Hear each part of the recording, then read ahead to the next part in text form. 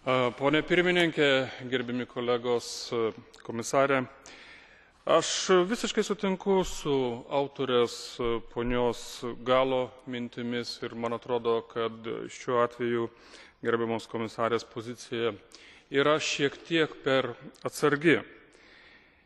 Gerbimieji, skaitmeninėms ir fizinėms prekiams taikomas skirtingas pridėtinės vertės mokestis iš tikrųjų yra opi šio dienų problema, kuri užkerta kelią tinkamai pasinaudoti skaitmeninės rinkos teikiamos augimo ir didelės prekių ir paslaugų pasiūlos potencialu.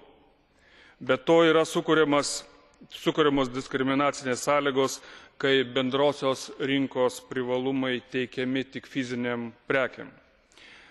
Atsižvelgiant į tai, aš manau, kad komisija turėtų imtis neatidėliotinų veiksmų, kad kultūros prekiam ir paslaugom teikiamoms fizinių laikmenų formatu arba internetu būtų taikomas lengvatinis pridėtinės vertės mokesčio tarifas ir būtų supaprastintos ir suvienodintos pridėtinės vertės mokesčio taisyklės.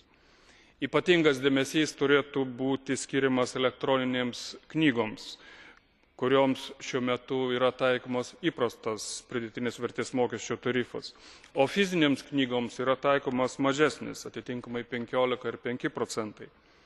Manau, kad įgyvendinus šias priemonės bus sudarytos geresnės sąlygos skaitmeninių išteklių kultūros sferoje plėtrai ir efektyviam bendrosios skaitmeninės rinkos veikimui.